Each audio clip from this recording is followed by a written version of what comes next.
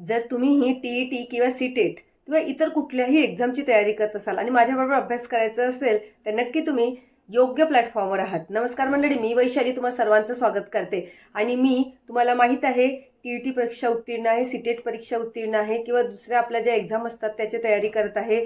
त्यानंतर मी जोही माझा अनुभव आहे आणि जशा प्रकारे मी माझा अभ्यास केलेला आहे, जे की आपल्या चॅनलवर तुम्हाला माहीतच आहे, तुम्ही भरपूर दिवसाचे माझे सबस्क्रायबर आहात. आणि त्याच्यासाठी माझा जो अनुभव आहे, माझे जे सातत्य आहे, माझं जे प्रयत्न आहे, तेच मी सगळं गोळा करून तुमच्यासोबत रेकॉर्डेड किंवा लाईव्ह स्वरूपात प्रश्नसंचाच्या स्वरूपात शेअर करणार आहे. कारण त्याच्यामागे एक रिझन आहे की मला काही ताईंच्या कमेंट अशा आल्या की ताई, आमच्याकडे पैसे नाही आहे, आम्ही डिपेंडेंट आहोत, आम्हाला सराव करायला योग्य प्रश्न मिळत नाही आहे, काय करावं कळत नाही आहे, घराच्या बाहेर जाता येत नाही आहे, तर सांग आम्हाला कसं करू. मी खूप दिवसापासून या गोष्टीचा विचार करत आहे. नंतर मी शिकले आणि त्या सर्व ताईंसाठी माझ्याकडून एक छोटासा प्रयत्न आहे, ज्यासाठी मला तुमची साथ हवी आहे.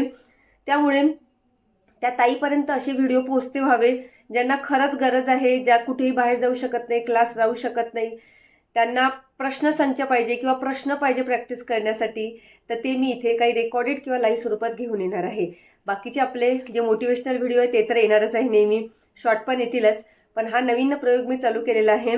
आता सगळं जसे आतापर्यंत तुम्ही मला साथ देत आली तसे आताही साथ द्याल, हीच मनापासून तुमच्यासोबत प्रार्थना आहे. कारण ज्या गरजूताईपर्यंत व्हिडिओ पोहोचते होतील अशी मला खूप आशा आहेत. त्यासाठी तुम्हाला लाईक करावं लागेल, शेअर करावं लागेल, जेणेकरून जेवढं लाईक करू तेवढं त्या ताईंपर्यंत ते व्हिडिओ पोहोचतील. आणि जे सबस्क्रायबर आहे त्यांच्यापर्यंत तर पोहोचतातच. चला तर मग बघा, आत्ता मी आज 20 प्रश्नांचा जो आपला प्रश्नसंच आहे तो घेऊन आलेली आहे. असेच मी छान छान 50 प्रयत्न म्हणजे 50 प्रश्न किंवा मग आणखी मला जेवढं देता येईल तुमच्यासोबत. आता शाळा लागेल, कदाचित थोडं कमी होईल माझं वर्क तर इथं यूट्यूबवर, पण मी असं नक्की प्रयत्न करेल की तुमच्यासाठी मला जेवढं छान घेऊन येता येईल तेवढं मी घेऊन येईल. आणि हाच माझा प्रयत्न पण राहणार आहे. त्यामुळे जे कोणी आता नवीन असतील ते नक्की सबस्क्राईब करा चॅनलला, जेणेकरून तुम्हाला असं छान छान मोटिवेशन, स्टडी टिप्स, छान ग्रोअप करण्यासाठी स्वतःला पर्सनॅलिटी डेव्हलपमेंटचे थोड्या थोड्या टिप्स आणि आपला अभ्यास हा तर सोबत राहणारच आहे. चला तर आपण वेळ न घालवता आपल्या प्रश्नांना सुरुवात करूया. आणि आपल्या या प्रश्नांची PDF मी तुम्हाला आपल्या टेलिग्राम चॅनल केलं, कारण व्हॉट्सअप चॅनलवर मर्यादा असतात, तिथे PDF म्हणजे ओपन होत नाही किंवा शेअर करता येत नाही. म्हणून मी टेलिग्राम चॅनल ओपन केलं आहे आपलं, मोटिवेशन विथ वैशाल. त्याची लिंक डिस्क्रिप्शन बॉक्समध्ये देते, तुम्ही जाऊन तिथे जॉईन व्हा. ज्यांना खरोखर प्रश्नसंचांची आवश्यकता आहे, टी सी-टेटसाठी पण असंच करणार आहे. आणि वाटलं असं तर आपण टेटची पण प्रॅक्टिस करूया. तर तिथे जॉईन व्हा नक्की. आणि तुम्ही माझ्याबरोबर तुम्हीही प्रश्न सोडवण्याचा प्रयत्न करा. आणि काही चुकत असेल तर मला कमेंटमध्ये सांगा. मी पण तुमच्यासारखी एक लर्नर आहे, मी तुमची ताई आहे, मोठी ताई किंवा लहान बहीण समजून मला साथ द्या. आणि अजून एक सांगायचं राहिलं की तुमचा किती स्कोर येतो तो नक्की कमेंटमध्ये सांगा, म्हणजे मला कळेल की माझ्यामुळे कोणाला तरी मोटिवेशन भेटत आहे, कोणीतरी अभ्यास करायला लागलं म्हणून. चला तर सुरुवात करूया आणि भेटूया व्हिडिओच्या शेवटी. त्या दिवशी आपण घेतलं लाईव्ह, पण लाईट नसल्यामुळे आपले प्रश्न पूर्ण झाले नाहीत. म्हणून आज मी राहिलेले प्रश्न रेकॉर्डिंग स्वरूपात तुम्हाला प्रश्न पूर्ण करून देते आणि याची PDF आपल्या टेलिग्राम चॅनलवर टाकते, जे की मोटिवेशन विथ वैशाली नावाने आहे. त्याची लिंक डिस्क्रिप्शन बॉक्समध्ये देते. तर पहिला प्रश्न बघा, नंदादेवी शिखर कोणत्या राज्यात आहे?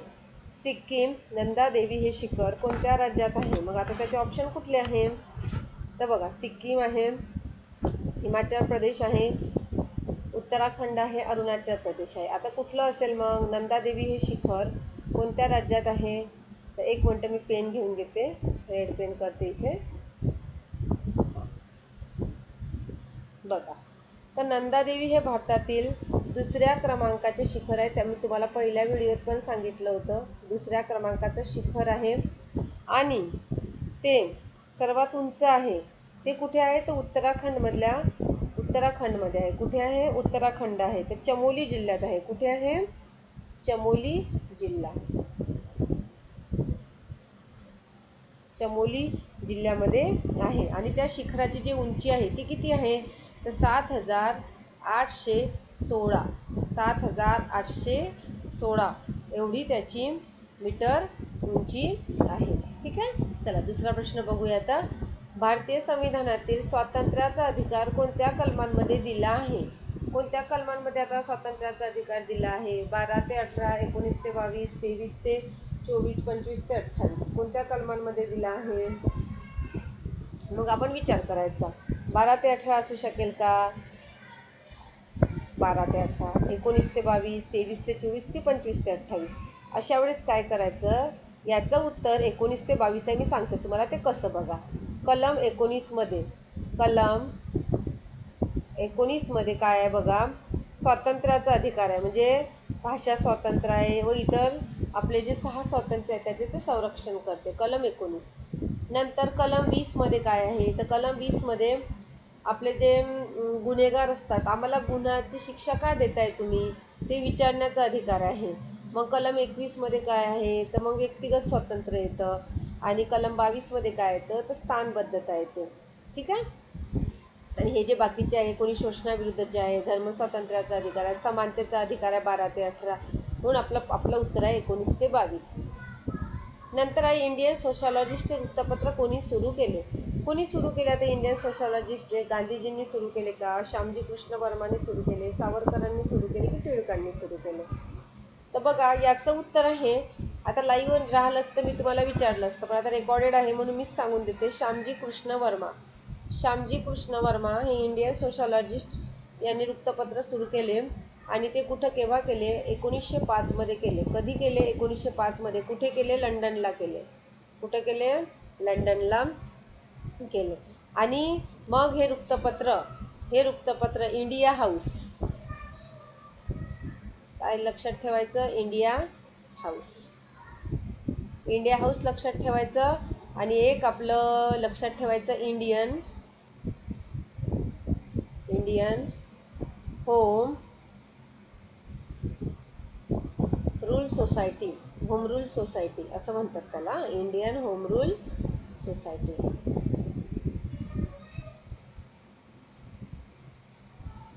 तर हे झालं बघा आपल्या या वृत्तपत्राशी संबंधित काही कीवर्ड्स, ते की आपल्या लक्षात ठेवायला आपल्याला आवश्यक आहे इंडियन सोशॉलॉजिस्टचे.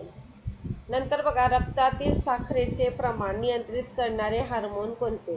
तर रक्तातील साखरेचं प्रमाण नियंत्रित करा. सोपा प्रश्न आहे, तुम्हाला सगळ्यांनाच येत असेल. रक्तातील साखरेचे प्रमाण नियंत्रित करणारे हार्मोन आहे इन्शुलिन. काय आहे? इन्सुलिन. सगळ्यांनाच येते बघा. मग इन्सुलिन हे कधी?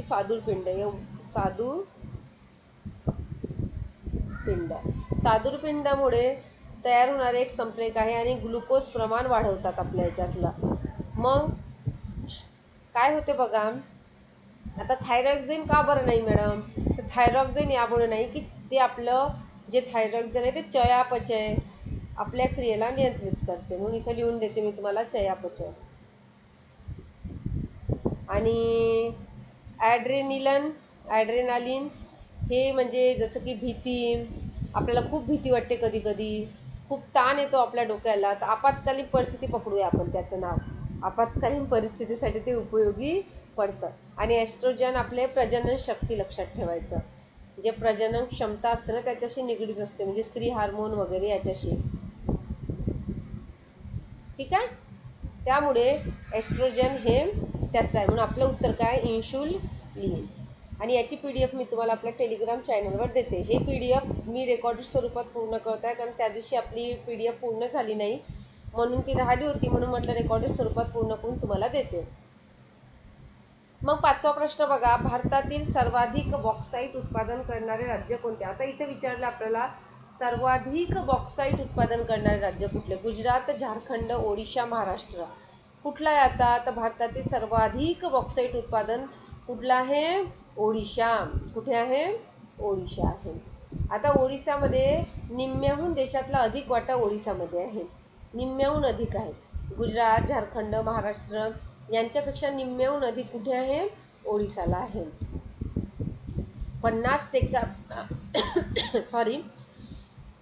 50% जास्त बॉक्साईट इथे आढळते. मग आता काही प्रसिद्ध क्षेत्र आहे तिथली, तर कुठलं? तर कोरापूट लक्षात ठेवायचं. कोरापूट आहे. नंतर कालाहंडी, स्टॅटिक जीके साठी माहिती पाहिजे हे. कालाहंडी खांडे. आणि मग काय आहे, हे आपले ओडिशातले प्रमुख जे क्षेत्र आहेत ते आहे. ओके. चला, नंतरचा प्रश्न आहे आपला, द्विदल शासन पद्धती भारतात कोणी सुरू केली? Lord Mountbatten, Lord Curzon, Lord Chelmsford, Lord Ripon. कोणी सुरू केली आता द्विदल शासन पद्धती भारतात? द्विदल शासन पद्धती कोणी सुरू केली? आता सगळ्यात अगोदर ना द्विदल शासन पद्धती, हा आता आपण जर विचार केला तर द्विदल शासन पद्धती म्हणजे काय काय होते भाऊ, ही कुठली पद्धती आहे? जर असा प्रश्न आपल्या डोक्यात आला तर मग आपण विचार येतो ना आपल्याला की द्विदल शासन पद्धती काय आहे. तर द्विदल शासन पद्धती म्हणजे, याचं जे उत्तर आहे सगळ्यात पहिले लक्षात ठेवा, आपले लॉर्ड चेम्सफोर्ड.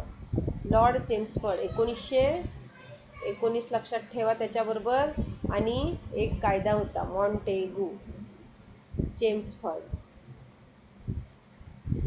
Montagu Chelmsford. आता द्विदल म्हणजे दोन स्तर, द्विदल म्हणजे दोन स्तर, द्विदल म्हणजे दोन स्तर. मग एक पहिला आणि एक दुसरा. तर दुसरा म्हणजे आता दोन गटात, एक गट होता राखीव आणि दुसरा होता हस्तांतरित. मग ब्रिटिश सरकार एवढं हुशार होतं, त्यांनी काय केलं, राखीवमध्ये पोलीस, डॉक्टर, त्यानंतर कायदा सुव्यवस्था हे सगळं आपल्या हातात ठेवलं ब्रिटिशांकडे. आणि हस्तांतरितमध्ये शिक्षण, हे सगळं, आरोग्य, हे सगळं कोणाकडे दिलं? आपले जे मंत्री होते ना, कुठले मंत्री? भारतीय मंत्री, त्यांना देऊन दिलं. मग त्यामुळे भारतीय मंत्र्याकडे हे विषय दिले. म्हणून एकाच प्रांतात प्रशासनाचे दोन विभाग केले. भारत आणि ब्रिटिशांनी स्वतःकडे चांगले जे होते ते स्थळ ठेवले. म्हणून आपलं उत्तर आहे इथं लॉर्ड चेम्सफोर्ड यांनी द्वितीय शासन पद्धती सुरू केली. नंतरचा प्रश्न आहे बघा, ओझोन दिवस कधी साजरा केला जातो? कधी साजरा केला जातो आता ओझोन दिवस? आपल्याला ओझोन जो थर आहे तो अतिनील, सूर्याची अतिनील किरण आहे त्यापासून वाचवतो. मग आता अतिनील किरणापासून वाचवतो ओझोन दिवस, तर मग तो कधी सुरू केला जातो? तर तो सेलिब्रेट केला जातो 16 सप्टेंबरला. 16 सप्टेंबरला हा दिवस साजरा केला जातो. मग 5 जून काय आहे? तर मग आपला उत्तर आहे इथं 16 सप्टेंबर. मग 5 जून काय येईल? 5 जून आपला जागतिक पर्यावरण दिवस आहे. जागतिक पर्यावरण दिवस. नंतर मग 21 मार्च काय आहे? तर वन दिवस आहे, जागतिक वन दिवस. मग 1 डिसेंबर काय आहे? तर एड्स दिन. ओके. तर 16 सप्टेंबर आपण जागृती निर्माण करण्यासाठी करतो लोकांमध्ये की आता तुम्ही संरक्षण करा, कारण तो CFC हे जे वायू असतात, हे जे आपलं रेफ्रिजरेटर, फोमचे उद्योग, त्यातून ते वायू बाहेर पडतात, क्लोरोफ्लोरोकार्बन म्हणतात त्याला. आणि त्यातून मग काय होते, ओझोन थराला धोका निर्माण झाला आहे. म्हणून लोकांमध्ये जागरूकता निर्माण करण्यासाठी 16 सप्टेंबरला हा ओझोन दिवस म्हणून साजरा केला जातो. आता पालघाट खिंड कोणत्या दोन राज्यांना जोडते? पालघाट खिंड कोणत्या दोन राज्यांना जोडते? महाराष्ट्र, गोवा, केरळ, तामिळनाडू, गुजरात, राजस्थान, पंजाब, हरियाणा. कोणत्या दोन राज्यांना जोडते पालघाट खिंड? तर बघा, पश्चिम घाटातील एक प्रमुख खिंड आहे, पश्चिम घाटातील. आणि जे आपलं उत्तर आहे केरळ आणि तामिळनाडू. मग केरळ म्हटलं कुठं? तर केरळ म्हटलं लक्षात ठेवा, मी सांगते, पालक्कड. आता ते नावं असे आहेत, पलक्कड, पलक्कड. केरळ मधलं आहे पलक्कड. आणि तामिळनाडूतलं काय आहे?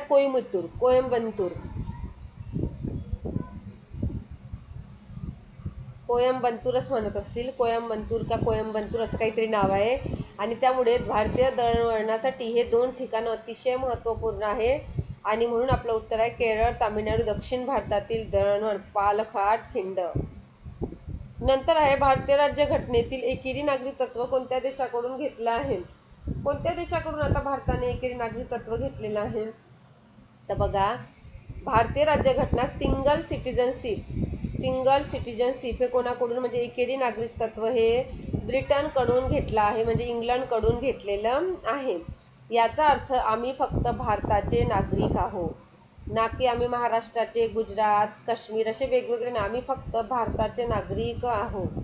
आता अमेरिकेत तसं नाही. अमेरिकेत दुहेरी नागरिकत्व आहे. तिथे घटक राज्याचं वेगळं आणि प्रांत देशाचं वेगळं असतं. पण आपलं इंग्लंडचं तसं नाही आहे. इंग्लंडकडून आपण एकेरी नागरिकत्व घेतलेले आहे.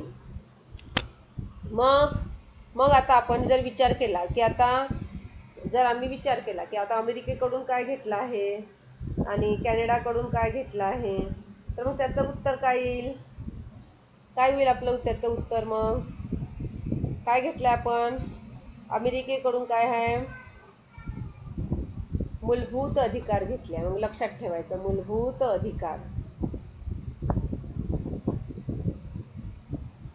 कॅनडाकडून काय घेतलाय मग? तर आपण कॅनडाकडे प्रबळ संघ शासन घेतलं आहे. लक्षात ठेवायचं, संघ राज्य. आणि ऑस्ट्रेलियाकडून काय घेतलं आहे? तर समवर्ती सूची. म्हणून आपल्या जे संविधान आहे, ते जे संविधानाचा आत्मा आहे आपला, तो आपण प्रत्येक देशाकडून जे चांगलं आहे ते घेतलेलं आहे. 9 प्रश्न झालेले आहे. याची PDF मी तुम्हाला टेलिग्राम चॅनलवर टाकते. जॉईन व्हा. याची लिंक डिस्क्रिप्शन बॉक्समध्ये देते. बघा, अभिनव भारत या संघटनेची स्थापना कोणी केली? महात्मा फुले, सावरकर बंधू, गांधीजी, आगरकर. आणि त्या दिवशी आपलं लाईव्ह स्वरूपातलं पूर्ण झालं नव्हतं, हे प्रश्न राहिले होते. म्हटलं चला आज रेकॉर्डिंग स्वरूपात तुम्हाला देऊन द्यावे, म्हणून आता हे रेकॉर्डिंग मी तुमच्यासाठी पाठवत आहे. नक्की बघाल पूर्ण.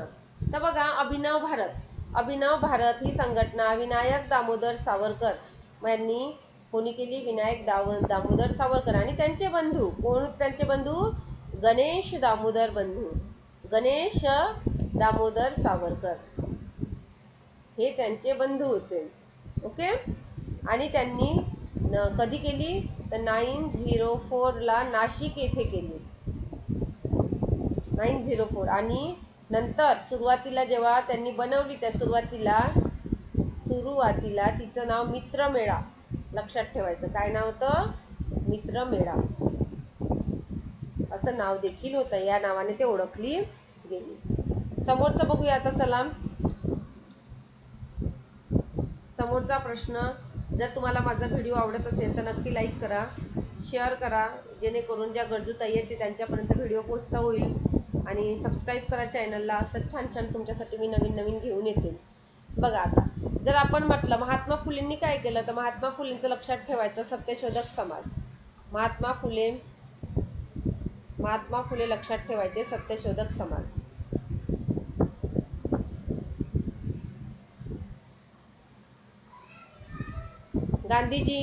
गांधीजींनी काय केलं? हरिजन सेवक संघ.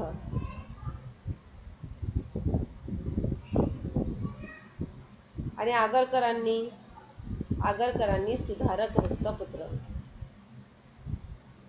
ओके. डेक्कन एज्युकेशन सोसायटीची देखील त्यांनी स्थापना केली.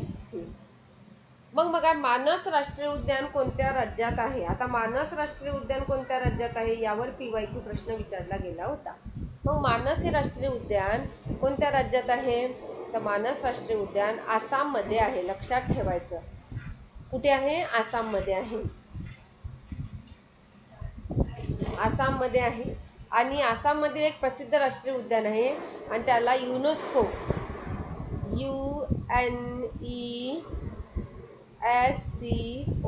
युनेस्को जागतिक वारसा स्थळ म्हणून घोषित केलं आहे. त्यामुळे त्याच्यानंतर एक एलिफंट रिझर्व, त्यानंतर टायगर रिझर्व, दुर्मिळ प्रजातीसाठी हे देखील प्रसिद्ध आहे. नंतरचा प्रश्न आपला, संपूर्ण क्रांतीचा नारा कोणी दिला? संपूर्ण क्रांतीचा नारा कोणी दिला? आता गांधीजींनी दिला, जयप्रकाश नारायणनी दिला, लोहियांनी दिला की नेहरूंनी दिला? तर बघा, 5 जून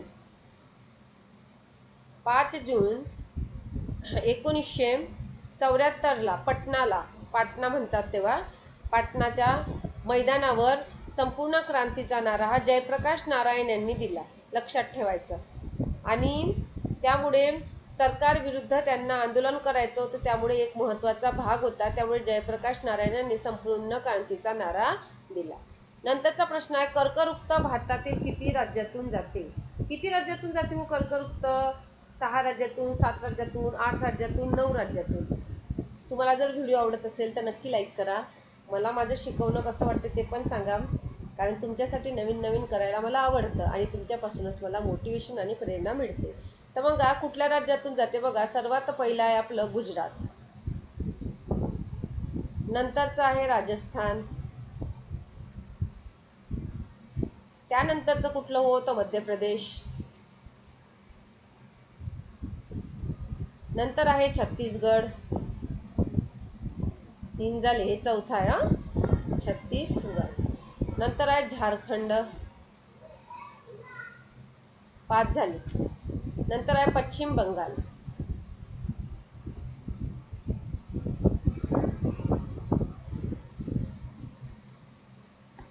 पश्चिम बंगाल नंतर 6 राज्य झालेले आहेत. एक आहे त्रिपुरा आणि मिझोरम. मी तुमच्यासाठी असेच लाईव्ह किंवा रेकॉर्डेड स्वरूपात तुमचे पेपर होईपर्यंत MCQ घेऊन येणार आहे. त्यामुळे नक्की चॅनलला सबस्क्राईब करून ठेवा. बघा 8 राज्यातून आपल्या काय जाते, कर्कवृत्त जाते. किती राज्यातून जाते? 8 राज्यातून जाते. खूप इम्पॉर्टंट प्रश्न आहे. हरित क्रांतीचे जनक भारतात कोणाला म्हणतात? कोणाला म्हणतात का हरित क्रांतीचे जनक भारतामध्ये? कोण आहेत आपल्या हरित क्रांतीचे जनक? डॉक्टर कुरियन आहेत का, MS स्वामीनाथन आहे, वर्गीस कुरियन आहे की होमी बाबा आहे? कोण आहेत? विचार करायचा जरा, कोण असेल? त्याच्या संदर्भात काय आठवते ते बघायचं. मग आता डॉक्टर कुरियन हे काय? जर आपण विचार केला तर डॉक्टर कुरियन हे श्वेत क्रांतीचे जनक म्हणून लक्षात ठेवायचं. कुठले? तर श्वेत क्रांती. MS स्वामीनाथन हे हरित क्रांतीचे जनक आहे. म्हणजे आपलं उत्तर कुठलं राहील मग? हेच.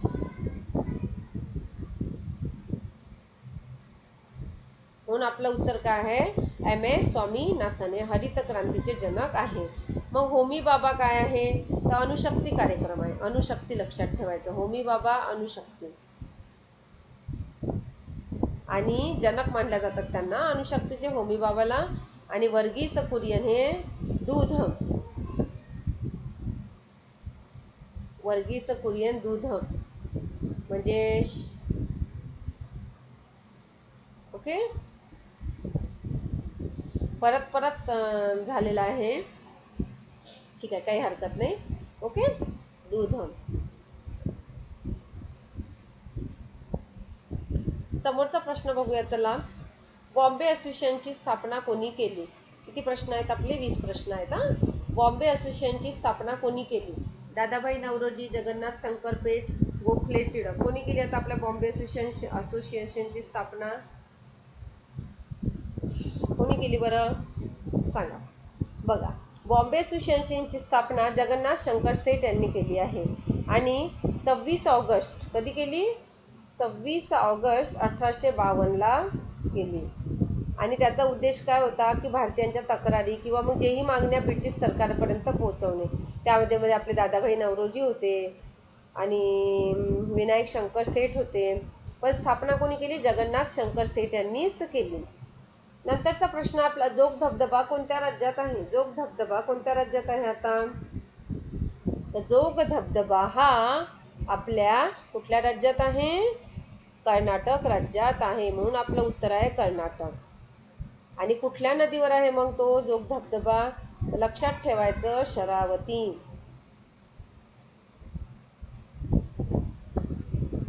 कुठली नदी आहे? शरावती नदीवर आहे. यालाच गेरू सप्पा धबधबा असेही म्हणतात. आणि भारतातील सर्वात उंच धबधब्यापैकी एक आहे. सर्वात उंच धबधब्यापैकी एक जोग धबधबा आहे. आता मानवी शरीरातील सर्वात लहान हाड कोणते? कुठे असते हे large, stapes, femur, radius, ulna? कुठे असते आता हे हाड? तर जे आपलं आहे याचं उत्तर ते आहे स्टेप्स. काय आहे? स्टेप्स. आणि हे स्टेप्स हाड कुठं असते? तर हे स्टेप्स हाड बघा आपल्या मानवी शरीरातील आपला जो कान असतो ना, कान, तिथे असते.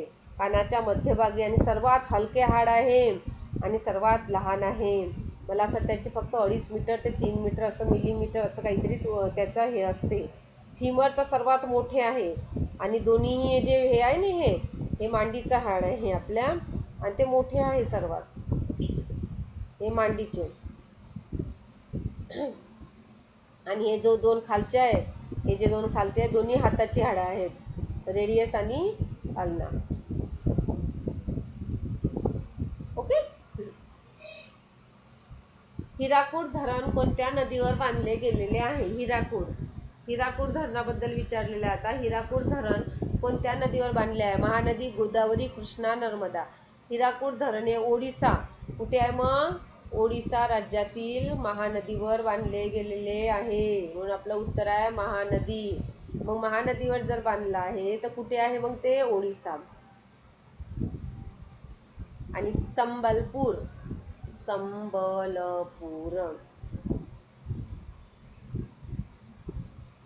आहे. आणि हे लांब मातीचे धरण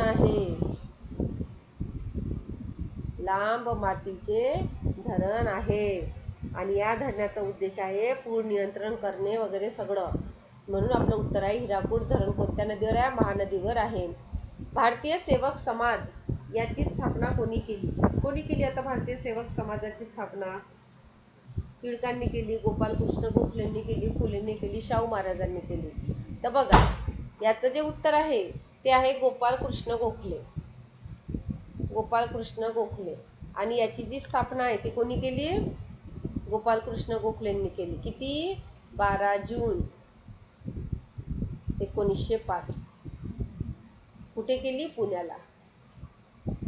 एवढं लक्षात ठेवावंच लागेल आपल्याला तेवढं. सर्वंट ऑफ इंडिया सोसायटी असं देखील त्याला म्हणण्यात येते. आणि शेवटचा प्रश्न आहे आपल्यासाठी, कुडनकुलम अणुऊर्जा प्रकल्प कोणत्या राज्यात आहे? हे त्या दिवशी आपलं राहिलं होतं हे सगळं, म्हणून मी रेकॉर्डिंग स्वरूपात तुम्हाला देत आहे. कुडनकुलम अणुऊर्जा प्रकल्प कोणत्या राज्यात आहे?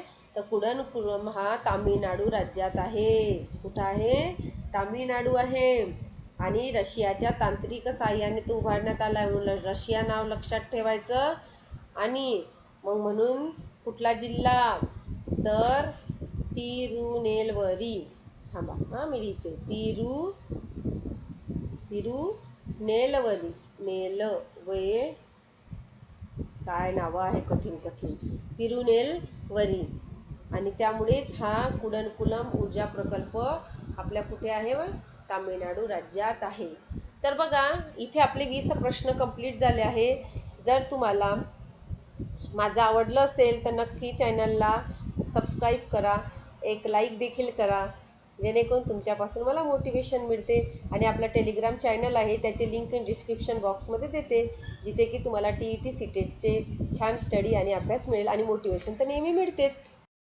तर इथे आपले प्रश्न पूर्ण झालेले आहेत. आणि मला आनंद आहे या गोष्टीचा की तुम्ही माझ्याबरोबर लॉंग टर्म म्हणजे 20 ते 24 मिनिटं आपण घेतलेले प्रश्न आहेत तिथपर्यंत तुम्ही टिकून राहिले. हा आनंद आहे आणि हे सातत्य आहे. आता मला कमेंटमध्ये नक्की सांगा तुमचा स्कोर किती आला, कारण तुमची एक कमेंट दुसऱ्या ताईंना प्रेरणा देऊ शकतो, दुसऱ्या ताईंना मोटिवेशन देऊ शकतो आणि तुम्हाला फुलाची पाकळी ऊर्जा मिळू शकते, जे की मला तुमच्यापासून मिळते. भेटूया पुढील व्हिडिओमध्ये पुढील मोटिवेशनसोबत, पुढील अभ्यासासोबत किंवा पुढील काहीतरी जर्नीसोबत. तोपर्यंत स्वतःची काळजी घ्या, आनंदी राहा. सर्वात महत्त्वाचं म्हणजे स्वतःला ग्रो अप करायला विसरू नका. बाय.